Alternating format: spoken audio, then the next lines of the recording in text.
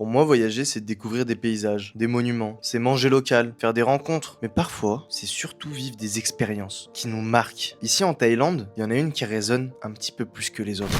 Le Muay Thai. Plus qu'un sport, plus qu'un art martial, c'est l'âme de tout un pays, une tradition millénaire qui raconte l'histoire d'un peuple entier. Alors au XIIIe siècle, quand le royaume de Siam faisait face à d'innombrables invasions, le Muay Thai était l'arme ultime des guerriers. Chaque partie du corps devenait une arme. Les poings, les coudes, les genoux, les tibias, les 8 membres qui donnent son surnom à cet art. Mais le Muay Thai, ça va au-delà du combat. C'est une philosophie de vie. Avant chaque combat, et encore une fois, pardon pour la prononciation, le Wai Kru, cette danse rituelle où le combattant honore ses maîtres, a lieu. La musique traditionnelle qui rythme chaque mouvement, les amulettes bénies par les moines, les prières avant de monter sur le ring, tout est sacré dans le Muay Thai. Et aujourd'hui, dans les coins les plus reculés de Thaïlande, des enfants s'entraînent dès l'aube. Certains ont à peine 8 ans. Ils rêvent de devenir le prochain Boarao ou encore un de ces champions qui ont changé la vie de leur village entier. Bah oui, parce que pour beaucoup de familles pauvres, le Muay Thai, c'est un espoir de vie meilleur en fait. Un champion peut gagner en un combat ce que ses parents gagnent en un an.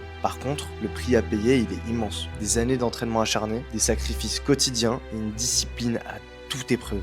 On dit que le tourisme a changé la face de ce sport. Des camps luxueux ont remplacé certaines salles traditionnelles, des cours d'initiation ont remplacé les entraînements intensifs, et il y en a certains qui disent que l'esprit se perd. Moi, je pense pas. Parce que dans les vrais camps, ceux cachés dans les ruelles ou dans les campagnes, l'essence reste la même. Le respect du maître est absolu. La tradition est sacrée.